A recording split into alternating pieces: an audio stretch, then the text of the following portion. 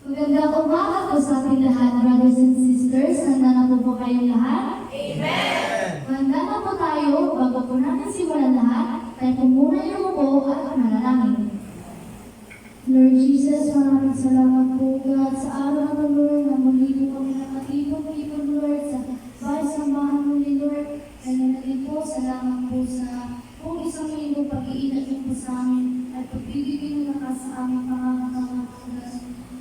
Lord, kami po humingi ng tawad sa mga kasalanan na nagagawa namin araw-araw Lord. Inisin niyo po kami ng inyong banal na dugo, malaulong at talampakan. Lalo-lalo na po Lord ang aming puso't isipan Lord, upang kami makahalo sa inyo Lord na may kalinisan ng may kabagalan. By your grace and by your love Lord, we receive your forgiveness. Lord, buksan niyo po ang aming puso't isipan sa pag-aaralan namin ngayon Lord, na nawag sa puso namin ito at pag-aaral po namin sa araw-araw sa aming pamumuhay Panginoon. Salamat po. At sa lugar na ito Lord, magpadala po ng iyong mga anghel na papalibutan ang lugar na ito from the top to the bottom of this place at sa labas at sa loob. Panginoon, pugasan po kami Lord ang inyong banal na dugo Lord.